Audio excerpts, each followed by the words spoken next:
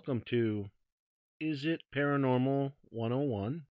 This video today specifically is going to be about evidence that people come across. A lot of times, you'll get a photograph and you'll think it's paranormal. You'll see something on there, and a lot of the time it's not. It's completely explainable. And it's really easy with video and photographs and audio evidence to get a hit that you think is paranormal, but it's actually just, a speck of dust or a creaky floorboard or something like that. So today we're going to kind of go over a little bit of that and give you some pointers on what to look for. And so let's get started. Many of the people that I know will get really excited and they'll know I do paranormal investigation, and they'll want to show me their picture with orbs in them. And the simple fact of the matter is, orbs 99.5% of the time are completely explainable. Now, there is that 0.5% of the time where you do get something anomalous, where you have something that could be paranormal activity. When I am considering that, I'm usually looking for something with an independent light source that you can tell on the photograph or on the video that the orb has an independent light source. And I'm also looking for erratic movement of this object. It's not going to float down. It's not even necessarily going to streak across the room.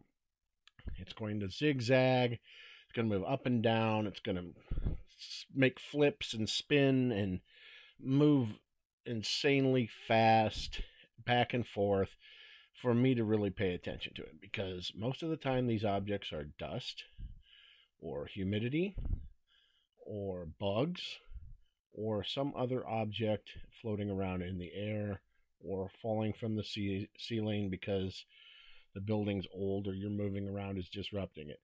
Orbs, most of the time, by and large, are not paranormal. Another common thing you'll run into with both video and photographic evidence are lens artifacts.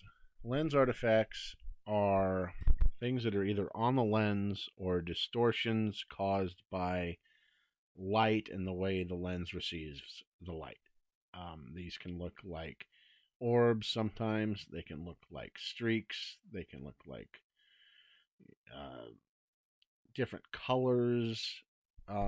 You usually know them when you see them, and often they're misidentified as being some kind of phenomenon, but they're not.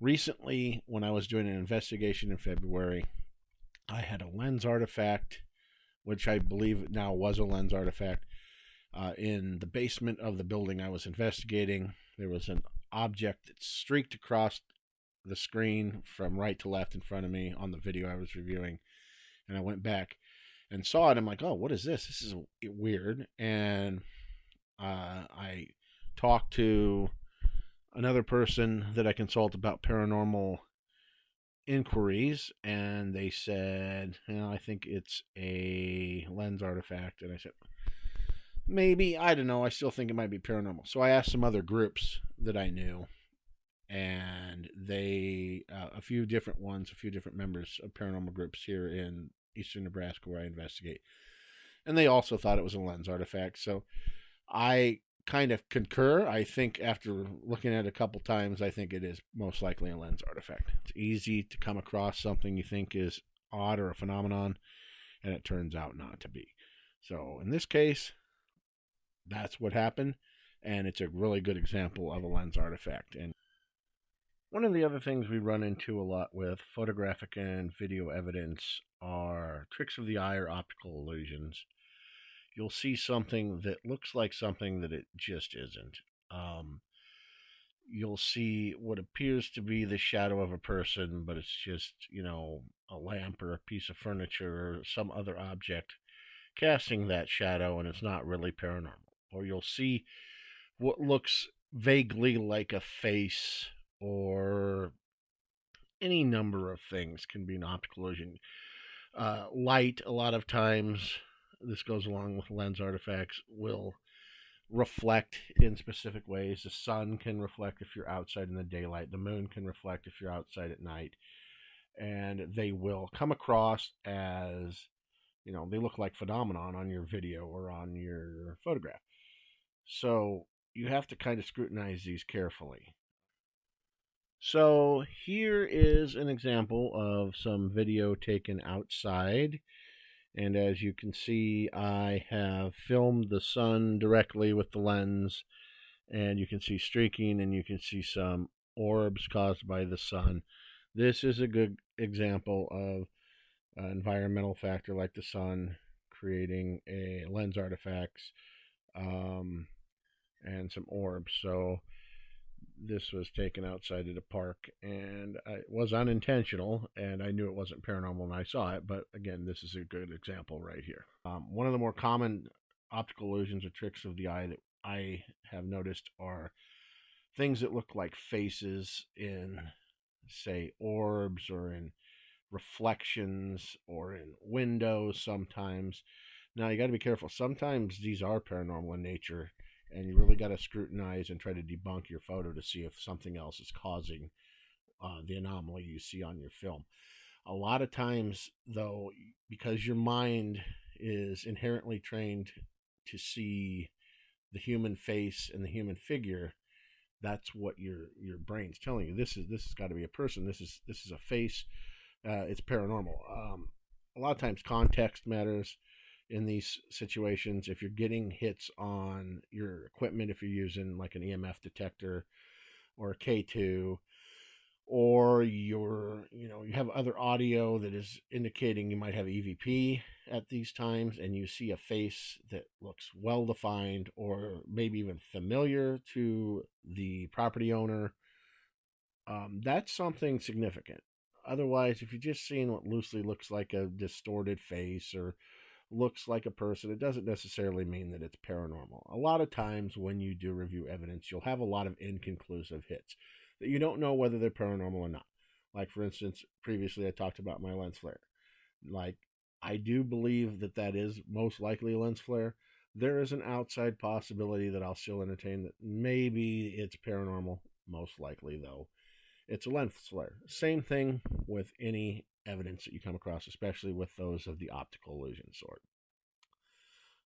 Other types of things that happen on your video, you'll see something that you forgot about, something that was unnoticed, like a person in your photo. Someone who was at a location, peeking in the window, or you're in a public place and there was someone working that you didn't know was there, or a number of things like that, or you have a light that was on that you think is a independent light source and it's an orb, or it's a unexplainable light, or anything like this. Things you just simply forgot were part of your environment. That's why it's very important to observe your environment, do a walkthrough of the place you're investigating before you start. And if you're a homeowner and you're doing your own investigation, know what's going on in your home and what's where. And before you start and trying to get video evidence, be sure that the object in the room is what you think it is, to try to debunk and to try to rule out anything logical when trying to find paranormal evidence. Other things you have to account for, and these kind of go together again with some of the lens artifacts, are natural occurrences. Light, a lot of times, will act in a funny way, be it artificial or sunlight or moonlight. Those are natural occurrences that can cause things that we think are anomalous or that are paranormal in nature, but they're really not. The environment around you sometimes can do it as well. Rain, snow, wind, these things can cause sound, these things can cause movement, and they can affect movement inside of buildings as well, especially like the wind. Lightning can cause light anomalies. I mean, there's a various number of weather and physical things that can cause what appear to be hits in the paranormal, both video and photographic. So take into account those kind of possibilities when you're reviewing evidence. So video and photographs are some of the most common pieces of paranormal evidence when there is paranormal research going on, either by investigators or by the general public, people just doing a home investigation. The other real common piece of evidence that people will present as paranormal is audio evidence. And you can take audio evidence with a digital audio recorder or an old tape recorder or even on your phone. There's a lot of ways you can do it, a lot of ways people do it. And audio evidence is just as easily misinterpreted, if not easier, than photographic evidence and video evidence. So one of the most common ways to get a miss or a false positive on audio evidence is self-contamination. And self-contamination can happen in several different ways.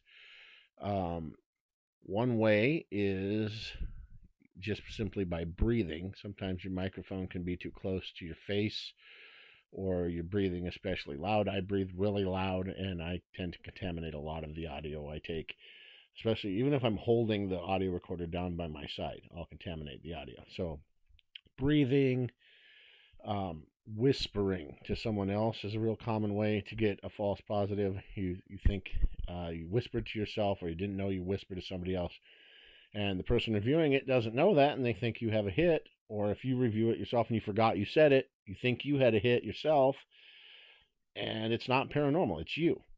And also other people whispering or noises that are explainable. Those fall in the realm of general contamination. So general contamination can be, a squeaky floorboard, can be a car driving by outside. It could be someone talking in another room if there are other investigators with you. It can be someone talking outside, walking by, depending on where you're at. It can be animals outside. It can be your house settling or the building you're in settling. It can be the building that you're in making a noise you don't know about. There are a ton of ways that you can get general contamination on audio. And then, it's funny also, people will pass gas, and that's self-contamination, and then they won't say anything because they're embarrassed and they're investigating something like in a paranormal investigation setting. And they don't say, oh, that was me, because they're embarrassed. Well, you get that, and sometimes people there was even a Saturday Night Live skit about it years ago, getting an EVP when they were passing gas. It was a spoof on not one of the paranormal shows at the time. I think they were British. But anyway, it's neither here nor there. There are a ton of ways that you can either self-contaminate or get general contamination on audio. And I'm going to give you some examples here of some EVP clips that I took from Squirrel Cage Jail. One is going to be here. I took audio and video in a room at the Squirrel Cage Jail, which is a haunted location in Council Bluffs, Iowa.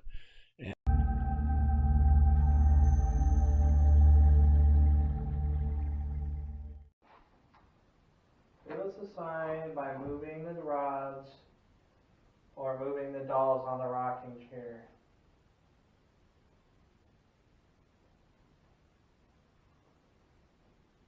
Give us a sign.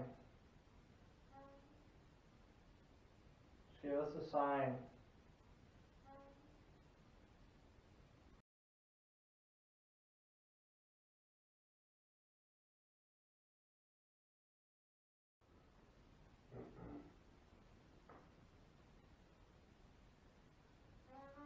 Alright, that's me.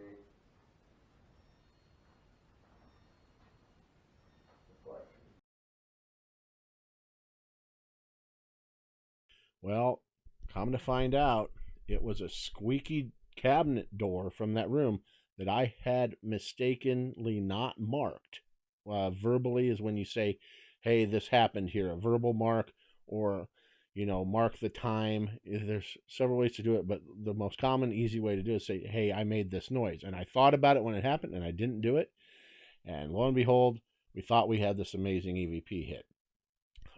Then there are some other clips of EVPs that we took. Some of them are inconclusive. There are 3 that are inconclusive that could be paranormal in nature, and there's one that we debunked